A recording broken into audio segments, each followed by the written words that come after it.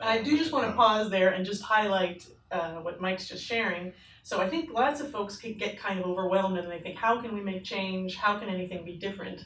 And I hear a lot of people on the one hand discouraged and on the other hand talking about busyness. So what we've just heard is that someone who had a full-time job, was also serving on council at Nipissing First Nation, found time to begin a long-term commitment just on the level of communication and sharing information on a specific issue, and somehow was able to perceive of himself as having time for that, not being overwhelmed. Any comment on why you felt were you overcommitting, or did you see something? Well, I saw the issue, and the issue was part of me. It was within my spirit. I knew this had to be done, and I don't know where that impetus came from. Probably from some of my relatives, that talked with me.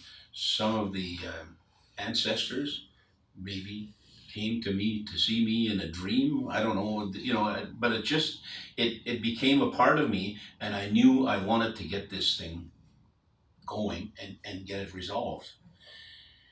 It was a long journey to get the case into the courts.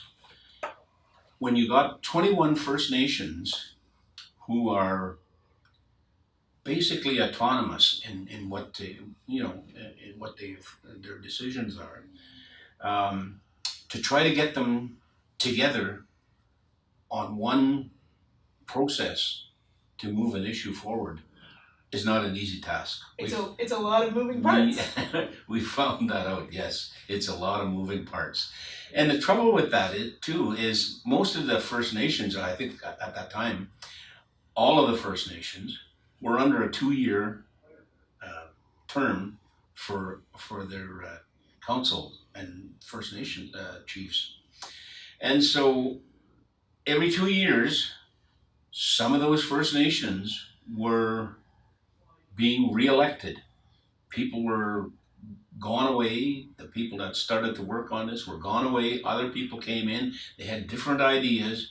We had to take steps back and say, okay, we'll take a step back and we'll start the process all over again, and we'll regather and we'll discuss how we're going to move forward. And it kept changing and changing and changing. It was so difficult to get one process, agree on one process to move the issue forward. So we had some lawyers that were working with us at the time. They did their best, given the situation that we were in. And they worked at trying to unify the First Nations to come to terms with how we're going to proceed into trial with this issue. It wasn't very successful.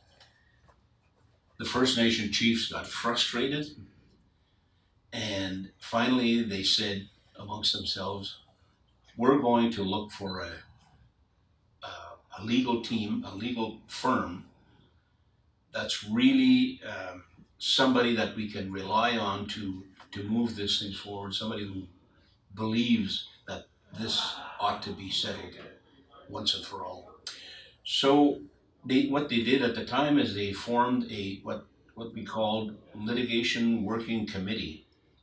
And that litigation working committee of 6 people were to put together a request for proposals to seek out a new law firm.